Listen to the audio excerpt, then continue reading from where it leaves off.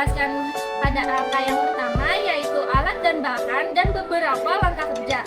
Alat bahannya yaitu ada pot, biji kacang hijau, penggaris, air hangat, serta tanah lembab.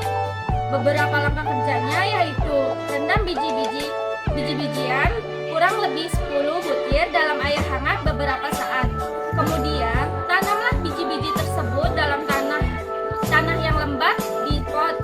Simpan di tempat yang tidak terkena cahaya matahari.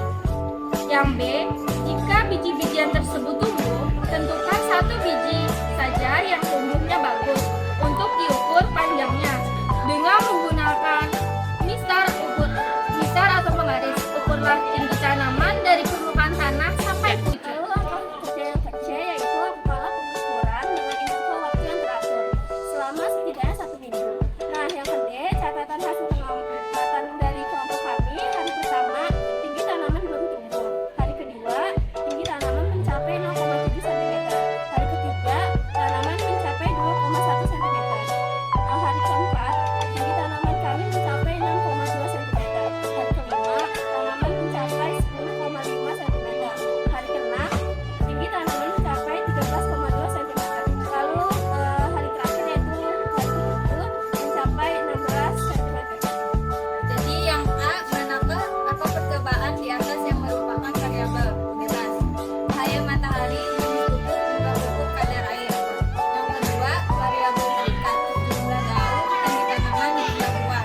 Yang ketiga, variabel terkontrol, umur tanaman, jenis tanaman, kondisi fisik.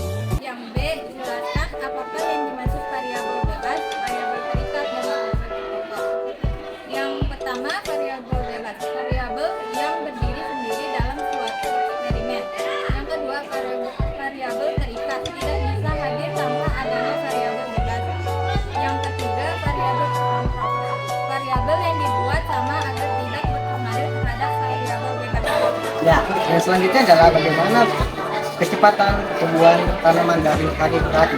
Jadi jawabannya, pertumbuhan tanaman dari hari ke hari itu adalah bertumbuh dengan cepat dan lebih baik. Pertumbuhan tanaman berkembang sekitar 3 sampai 4 cm. Yang selanjutnya adalah mengapa tanaman mengalami pertumbuhan?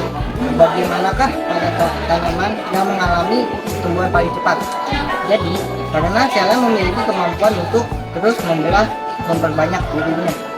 Bagian batang adalah bagian yang mengalami pertumbuhan yang paling cepat di daerah meristem. Yang selanjutnya adalah apakah tanaman akan tumbuh terus menerus sepanjang waktu dan mengapa? Jadi tanaman dapat tumbuh terus menerus selama dapat bertahan hidup. Hal ini menyebabkan karena tumbuh memiliki jaringan dendroid yang terus membelah. Jadi, di sini saya akan menjelaskan tentang langkah yang kedua. Di sini saya mempunyai gelas A, B, C. Nah, gelas A yaitu kapasnya dibiarkan mengering. Gelas B, kapasnya ditambah air agar lembab. Dan gelas C ditambah air sampai semua biji besar. Nah, persoalannya yaitu apakah semua biji pada tiap gelas mengalami pertumbuhan? Bila ya, apakah pertumbuhan tiap biji yang terdapat pada kedua gelas? Tentu saja berbeda. Pada gelas B dan C mengalami pertumbuhan yang baik. Nah, pada gelas A, kacang hijau tidak mengalami pertumbuhan. Lalu yang kedua, jika mengalami perbedaan pertumbuhan, manakah yang pertumbuhannya paling baik? Dapatkah kamu memberi alasan mengapa demikian? Pertumbuhan yang paling baik yaitu pada gelas B, dikarenakan airnya sangat cukup, tidak berlebihan dan tidak kekurangan. Nah, kesimpulannya dari hasil percobaan ini adalah pengaruh air terhadap tumbuhan yaitu sebagai bahan baku tanaman dalam proses fotosintesis dan juga dapat menjaga kelembapan toge atau kacang hijau ini agar tidak layu. Mengamati pengaruh cahaya bagi pertumbuhan. Poin 3A. Setelah beberapa hari kamu mengamati percobaan, bagaimana pertumbuhan tanaman pada kedua pot atau tanaman oleh pertumbuhan yang sama?